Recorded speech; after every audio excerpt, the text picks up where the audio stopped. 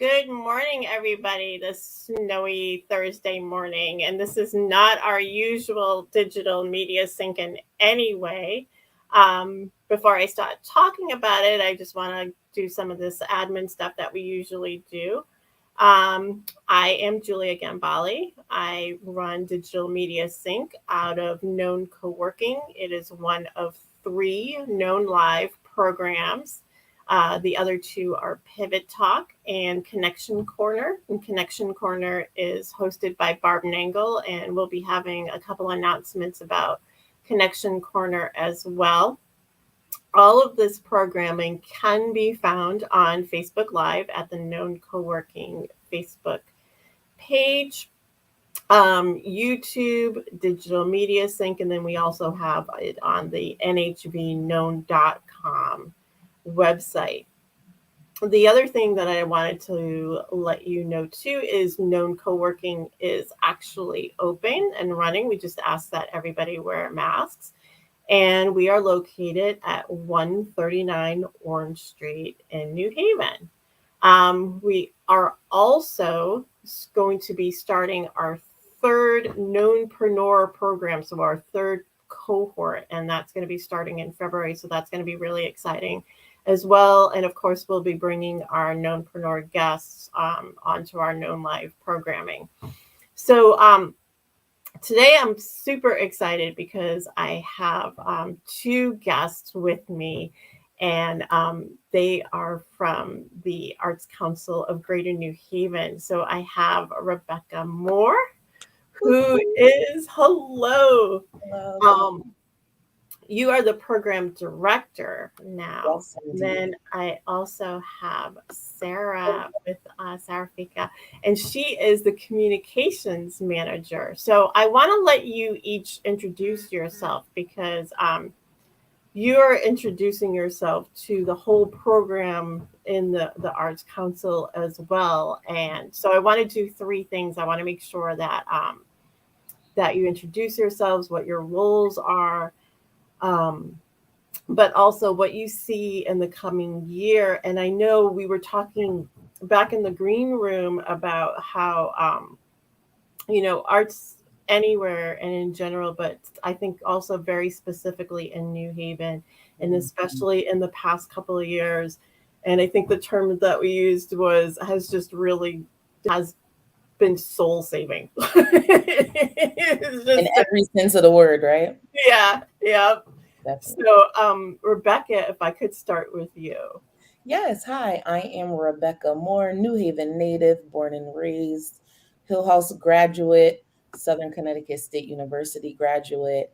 I always say I'm in these streets. I am a well-known individual within the community. I, being an artist first, owner of the Team Podcast for 3.5 years, actually was able to get funding from the Arts Council when starting our youth program, Pod in New Haven, teaching high school students how to podcast.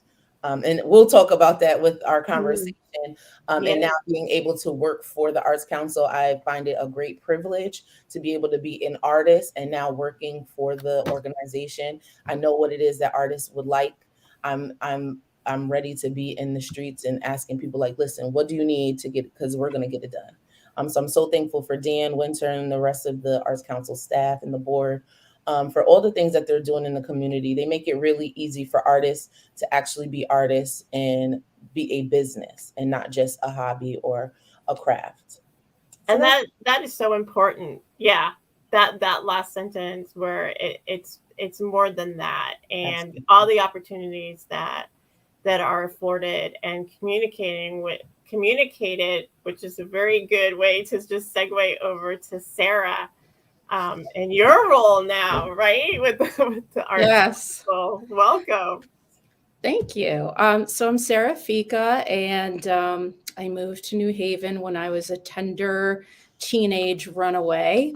I am a Daggett Street alum, if people remember that awesome studio space. And so although I wasn't born in the Hill, I feel like I grew up there. I now am in Worcester Street, and I'm sure your audience has a lot of people in it who have worked in communications. And so I don't need to tell you all what that's all about. But what's really special about the Arts Council is immediately I wasn't told, we want you to put together a plan to get this many clicks on our Facebook page. Right. I was told, we want you to spend months listening to artists in the community, make appointments, meet with them. What kind of a communication is that? It's totally turning the idea on its head. We're not like, we don't have an agenda to blast to you. We want to listen to what people need. And obviously, the pandemic has been a real challenge to artists, musicians, everyone who considers themselves creative is an artist in our book. Maybe there's even some people that don't know they're artists. You may be one already and not know it. But it's been tough on people that normally have a hard time. So, we're listening and responding. I think one of the greatest responses to need was the pandemic grants. And we're going to be doing more grants. But yes, listening to artists, it's often they need money, they need space, they need support. And so that's what we're here for. If you have a friend that doesn't know they're an artist yet, send them our way. And if you're an artist who feels like this Arts Council world, this Audubon world has traditionally not been for you, I am a Daggett Street girl here to tell you that it is for you now. So, absolutely. So come say hello. We're here to listen. I can definitely attest with that. Even starting the podcast in 2018, I'm like, podcasting isn't art. Like, are you sure about that? And Arts Council and Dan, and a shout out to Adrian Jefferson from the Department of Arts, Culture, and Tourism. They're like, yes, that is, you're expressing yourself. And they afforded me the opportunity to speak at CT Arts Day. And I'm like, you know what?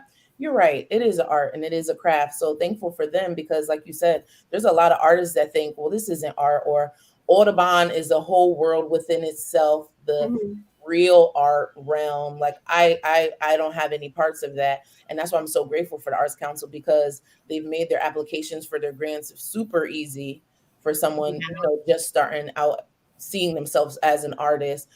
You can see some grants that are like 50 pages long and you need budget sheets and all this stuff. And something like that can be really intimidating for artists. Like, you know what? I'm good. I'm just going to keep paying out of my pocket and try to make it work. So like Sarah said, like, we are really here for the artists. One of the goals that we have this year is to start having art seminars and letting artists know that they are a business, helping them with their LLCs, letting them know that there are so many things that you can write off when you do your taxes, so that you're not so you're financially stable and you can make this a career. Another goal of ours is working in the schools. Me and Sarah have had conversations with that as well, and really going to these schools and saying, oh, you have a career fair? All right, we have a photographer that will want to be a part of that, because we have to start looking at art as an actual career form. There are many people that are living great lives with their art, marketing, videography, photography. Without those things, we wouldn't know about any of the things that we have. I always tell the students, I'm like, the CEO of Wendy's is not on Twitter tweeting people back and not posting on Instagram. There's someone that's being paid to do those things. So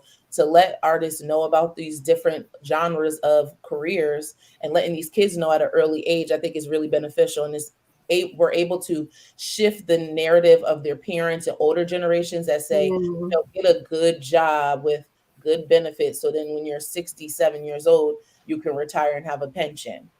Seeing those different careers in a new light is what we're trying to shift generational wise in our community. So yeah, that's really interesting too, because just like any other career path, we're finding that we just talked about you just talked about, usually you have a job, a career, you have good benefits, and then you retire, and then you travel and that sort of thing when you retire. Where nowadays, I think a lot of people, my generation, I was taught that, but I also was like, I kind of want to travel right now. I want to do my art now. I want to do these things now, and I want to be able to live. And we should be able to do that. And it's nice seeing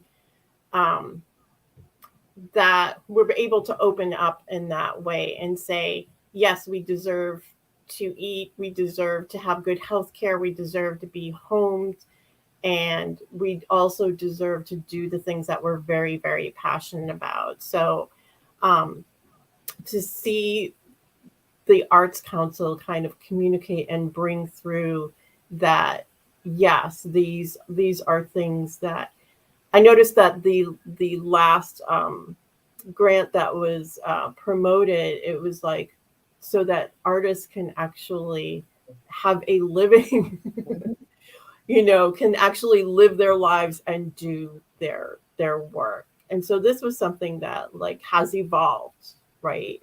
From what I can see. Yeah. Absolutely. Yeah. There's like no strings attached. If you need a babysitter to get paid, you need food. That's what that grant was specifically for. And I really appreciate that because, like, as you know, as an artist, it's like groceries or supplies so that I can continue to be an artist. I have to pick the two. So that definitely has helped them with that. Yeah. Yeah. And I think the other thing too is really communicating that it is not only viable but valuable, very, very valuable. The things that are produced and created, and how we haven't picked that up even through the generations, right? That's like, it's whenever we talk about history, we always also go back to the art, the music, the dance, the sculpture, like whatever that creation is, however it's communicated in that way. So I know I asked, tell me a little bit about, and I know that you had touched upon a bit of it, Rebekah, and I know that Sarah, you've also touched upon it from a communication standpoint. What else is evolving? What's evolving for 2022? Because now we have kind of like that double burden of like, we're still communicating that like, this is important. And also we're still in the throes of a pandemic where we're not really sure how people can get out and interact with the artist. How does that work now? Sarah, did you want to go first? I'm sorry, I was having an earbud issue during the first part of that. But I could touch on it as far as the evolution of art and digital, even the digital. Like when this all happened, March 2020, when it was like, listen, you're stuck in the house. We were like, whoa, like hold on. Thank God for Zoom. Thank God for StreamYard. Thank God for all these different outlets, Facebook Lives. You see, we created Versus on Instagram, and look how that has evolved. Like we were able to have full-blown concerts in our homes with great, amazing, like legendary artists. Like you talking about Shaka Khan on Versus, like come on, like that's a big deal. But I think that digital and media has really been our saving grace at this point. Honestly, I've been to virtual sip and paints. I'm actually doing a virtual paint night coming up soon for elementary, middle, and high school students. It has helped us to be able, for those people that are also introverts, right, that don't really go out that much, now they can begin to interact more with people and not feel intimidated, or if it's like, this is too much for me, let me hit my camera off button. You know what I'm saying? So it has helped in that aspect greatly. Literally, it's the way of the world right now. If you don't have social media and not saying that you have to have social media and you have to give your whole self.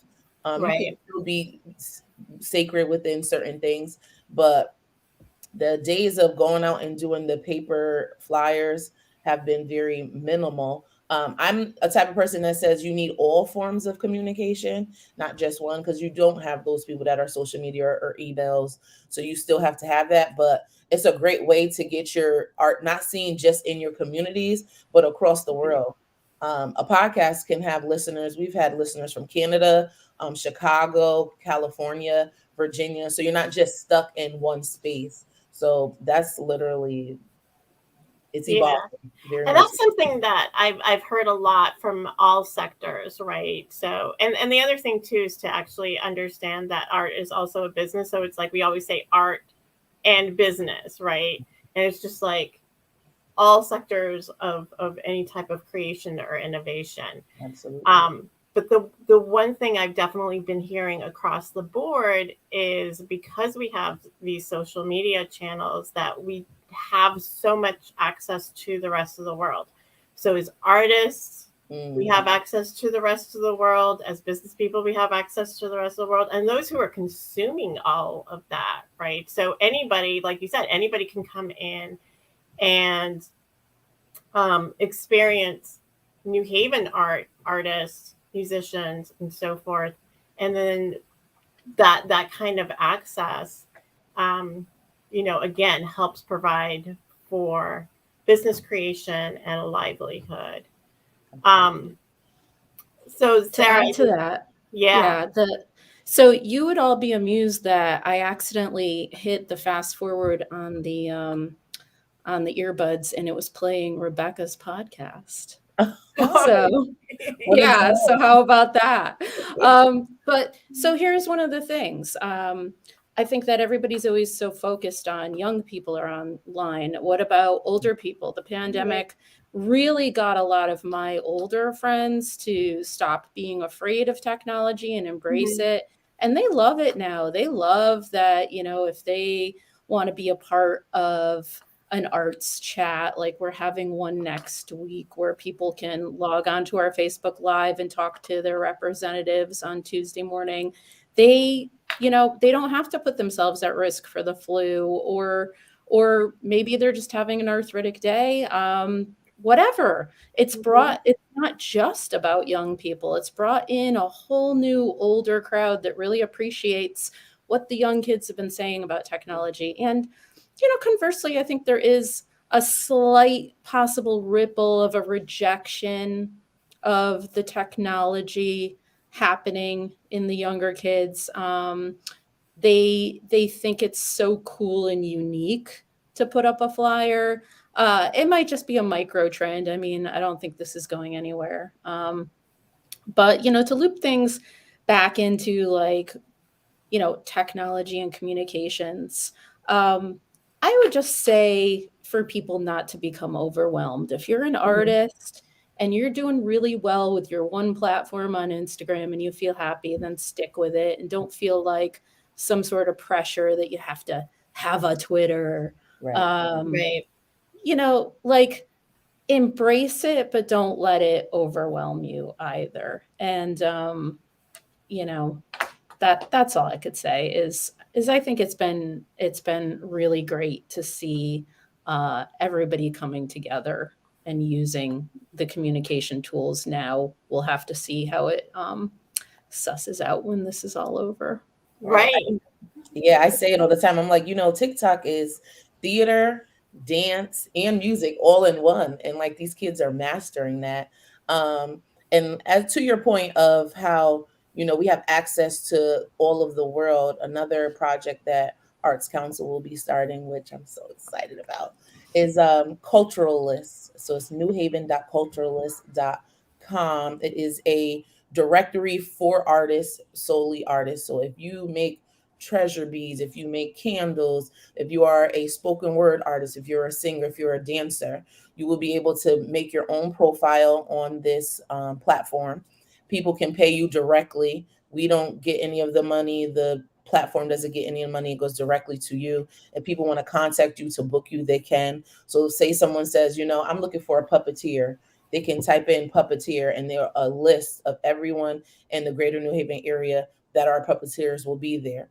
We have donors that will be able to go in there and say, I want to gift someone that's doing great work, and they can search and be able to donate money directly to those artists. So that'll be coming out very soon. So if you want more information about that, please contact info@newhavenarts.org or culturalists@newhavenarts.org, and we can get you signed up for that. I think that's one of the major digital platforms that we need is basically a Google search for artists and artists alone. And like we said, art is so broad, right? There's nothing that's not left on the table. So if there's a subcategory that you don't see that fits with you, please reach Yeah. out to us. We can always add it. That's a great thing about the platform as well. We can always add new subtopics and things like that. So we're super excited about that. That's wonderful. And I just want to interrupt for a second because we do have some questions from our audience. And one of them, and you had said, the list is very broad, and we have a question about cake decorators as well. Ooh, Yeah. absolutely. We like that. I feel like cake This is your decorators are canvas. definitely And the way, That's art. yeah, the way cakes have evolved, it's not just that sheet cake that you get from Stop and Shop now. They have been like, I've seen so many amazing cakes. Absolutely. Yeah. Absolutely, that's art. And then from the same person, Tracy, she's asking to share information. She has a son that loves to draw and paint. And I know you want to answer this question, but I also just want to say, oh my goodness, the support that young people get and the programming. And I'm going to let you talk about that because I just really, really love it. I also have an artist son. He's an illustrator, and yeah. So Yeah. So for the virtual paint night, it's ttvirtualpaint.eventbrite.com. And I could share that information as well. It's free. You'll be able to pick up the paint kit, and we have an amazing artist, Jasmine Nicole from Sister of Creation, that'll be doing step by step with that. But yeah, youth programming is so great. I actually seen that the city of New Haven has some money coming in for youth programming. So we'll be in connection with them to find out what we can do to help. But I think that, especially in New Haven, being a kid too, right? You have to grow up so quickly. You're going to get your sibling off the school bus. You're helping cook dinner. So you never really get the opportunity to really hone into your hobbies or your crafts or your likes until you're up in age, when you're in college, exploring yourself, the college age. And I think that is super important to utilize the youth now and instill in them this type of stuff and be able to find out what their gifts and talents are early on, because you might say, I've mastered this. I've learned how to do social media marketing, right? I've learned it in middle school. Now I can go to a small business and say, hi, let me run your social media for you, and you can pay me X amount of dollars. And that's bringing in income for themselves as well as their families. I can say for myself as an artist, I didn't really start, like I said, until later on. But I think to myself, like, wow, if I had this program or if I had that program, I feel like I would have went a different direction in my college career. And we want that, right? So having conversations in the neighborhood, having quarterly neighborhood meetings, like, listen, what do you need? What would you like? I always have been the kid that I hated when adults or superiors made decisions for me, but never consulted me in what it is that I needed. And it was so not beneficial. And we've seen a lot of times where there's program, but there's no kids at the programs. And we have kids that say, I don't have anything to do. Where's that disconnect in community? Yeah. Where they should, this type of stuff should be on New Haven Board of Ed's directory. Like, listen, here goes all the programming for all of New Haven. If your kid likes the photography, here goes the photography section with 6 different photographers doing great work. Your kid likes to paint, here goes artists that they can go to. We need that type of directory. So coming soon in the coming times, because these kids are talented, and we have to hone in on that. And it brings you joy, right, Sarah? Like, yeah, of course. When you see that painting, it's like, oh my gosh, my face just got tingly, because it just brings you joy to see that they're happy in what they're doing. Well, we're all artists, so we love to find those little gems, Yes. hidden gems, and make sure that they get connected to the resources, because, maybe the teachers don't have the time to find the 1 or 2 little creative kids in every class and connect them with resources. So, and one thing, not to be too much of an Arts Council fangirl, but I'm going to be. Right. One thing that I really love is that the Arts Council is good at centering other organizations. Like, we're not here to reinvent the wheel. What Rebekah does with her connections in the community, and what everyone who's been here working hard for years has been doing, is to kind of be the glue and find the orgs that are already doing the work and listen. What resources do you need? How can we support you? And whether that's culturalist, which if people are looking for it, spelled with a Y, culturalist. We're not putting our branding on that. We're not putting our name on it. We're not taking a cut. And that's kind of like living your values. They decided that this is what artists needed and listened and heard the response and did that. And it's not to promote themselves. And the same thing with the school programming. So just to reiterate, not looping it into technology, all the channels that we have open are to hear from you and hear your ideas and how we can do better and what you need. Yeah, Sarah's on point, totally on point with that, especially with culturalists. They have a tab that is for organizations, and Allah, who is like the runner of the program, and Dan was like, no, take organizations off, because what we were finding is a lot of organizations are overshadowing the individual artists, and that's not what we want, right? We want the individual artists to be highlighted solely, not Arts Council or CT Office of the Arts. We want the individual artists to be spotlighted and seen. So definitely. Great. So just so you know, I put the newhaven.culturalist.com in the comment section. So anybody who had any questions about that, we have that up now. I also have the Art Council website up as well. And it's free. It's free to sign up for your portfolio. Totally free. So that's a blessing as well for the artists. And that's really great, because I remember in the beginning of the pandemic, we were wondering like where things were and how to list things and what to do and how to direct people and that sort of thing. And right away I noticed that there was like a lot of stepping up and stepping in going on. Sarah, I want to ask you some more. I know you had talked a couple of times about listening and being where people are and that sort of thing. What have you found?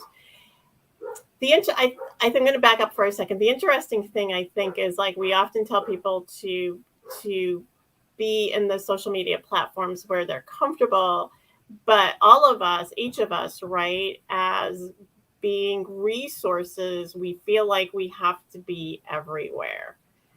So there's that balance. It's like, you go ahead and come to me how you feel comfortable. And it's like, am I everywhere that I need to be able to connect with you? And how, I think maybe asking both of you, but Sarah, starting with you, how do you manage that? I guess the question.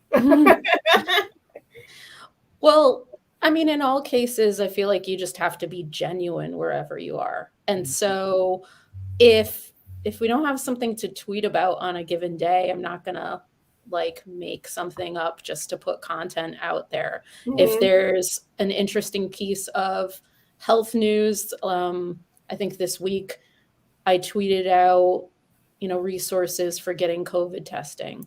But I think it's how do you manage it is just make sure your interactions are genuine and, and don't create busy work just for the sake of busy work and be authentic.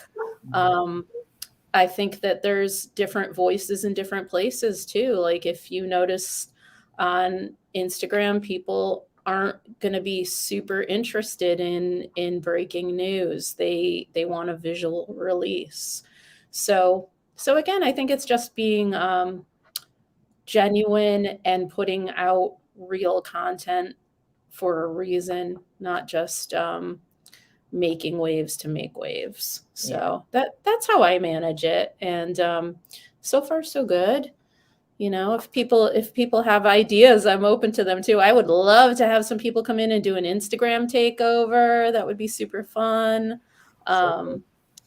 Yeah, but again, just the worst thing you can do is be insincere, and people pick up on that, especially our audience is creatives, and creatives have great brains and they can see through the BS. So. It's so true. Being intentional is definitely a thing, like you said, because kids definitely could pick up when you're not genuine and when you're not real, and Mm, adults can as well. So just being your organic self, not feeling like you have to be an Instagram influencer in order to post this, or even saying to yourself like, is this worth posting? Post it, because there's somebody out there that's gonna like it, that somebody's gonna gravitate to it, somebody's gonna be able to enjoy it. So never, Right. don't think too much into it. I tell people all the time, like, don't think too much into it. Like, if you feel like it's post worthy, just post it. Like, it doesn't have to be perfect. I've experienced that throughout being a podcaster too. From the beginning, our audio sounded crazy, but Yeah. people like to hear the journey and to hear and see the growth, and people will. So Yeah, exactly. Well, it's interesting because if I can take like a couple of minutes to just talk about how digital media started as well. So this was an online, not an online, an in-person networking event where it was just very, 20, 30 people. We sat in a room, we talked about a topic, mostly in digital communications or new platforms and that sort of thing. The pandemic hit. How do we do this? We did a Zoom room, and it's just like, it's not the same thing. And there's so much information out there. I have is over 60 live streams right now and probably 25 guests. And actually, one of them just commented, Raheem Nelson, and he said an Instagram takeover sounds good, right? yes.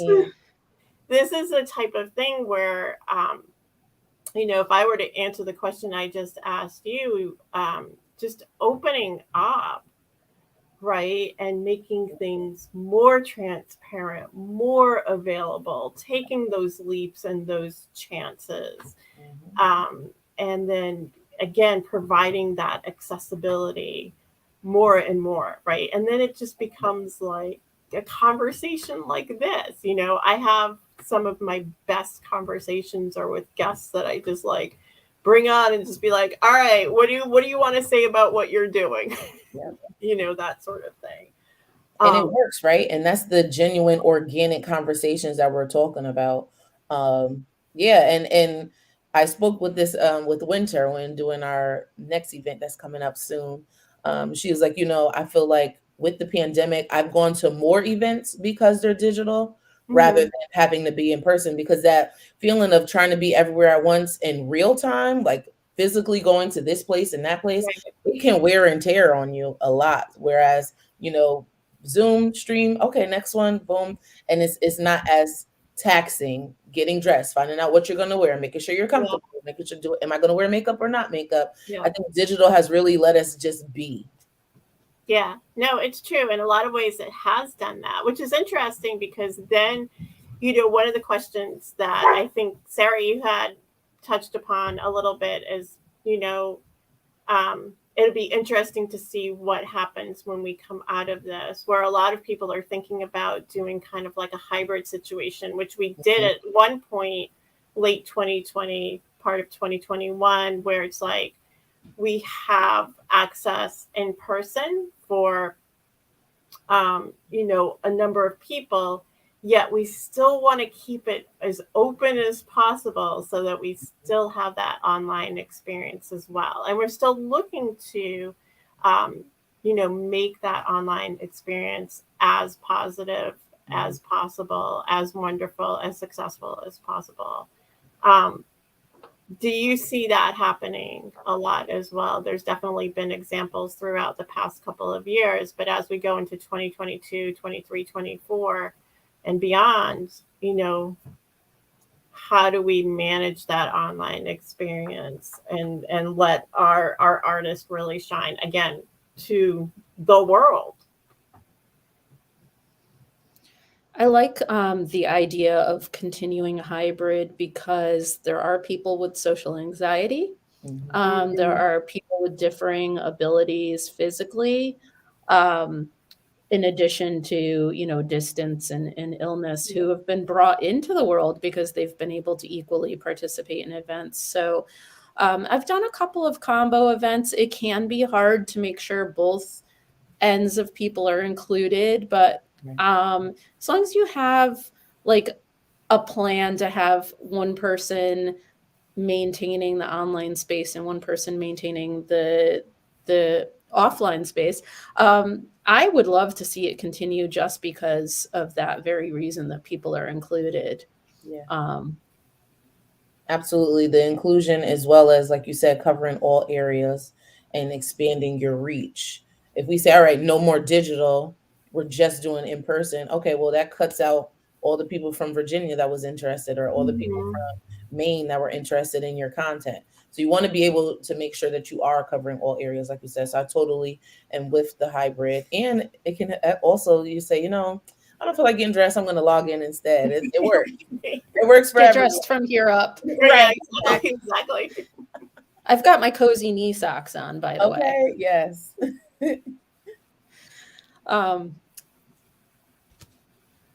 Raheem, definitely let's talk about an Insta takeover.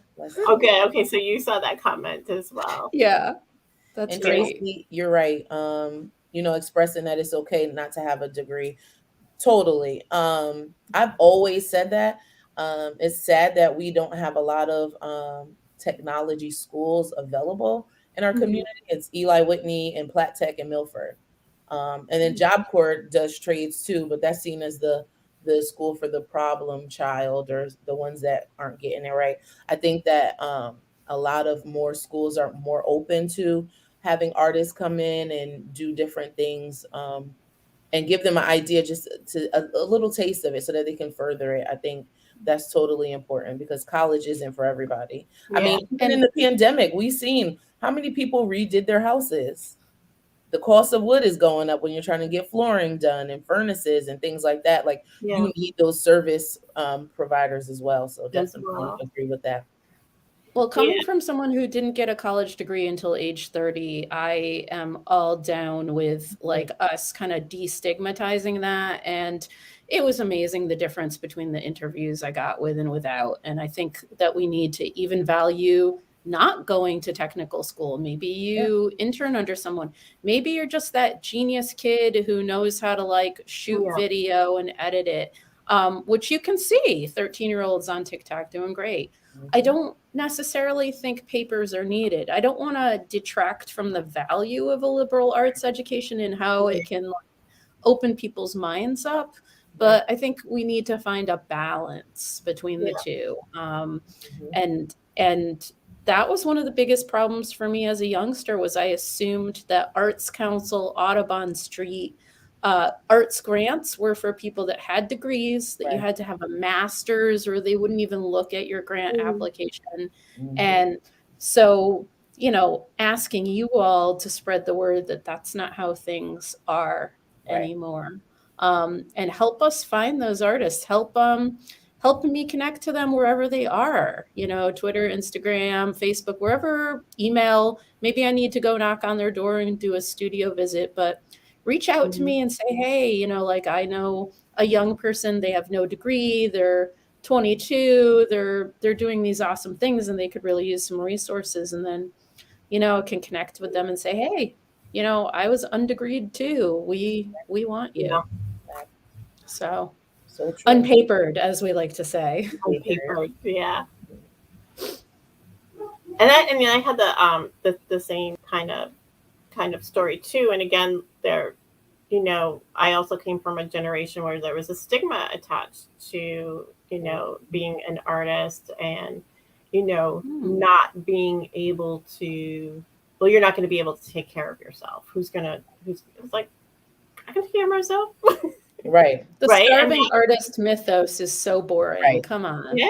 We're not starving no more. And now it's like, it makes me so happy to see that, like, and we could have a whole other conversation about the opportunities of education as well. But definitely, Sarah, and I totally want to help communicate to that, what's available, and get this information out, everywhere. And that, when you and I had first talked, I was like, I need to have you on my platform. I need to have you both talking about, like, what's happening, what's going on, what's available out there, and that sort of thing. Any little bit, we have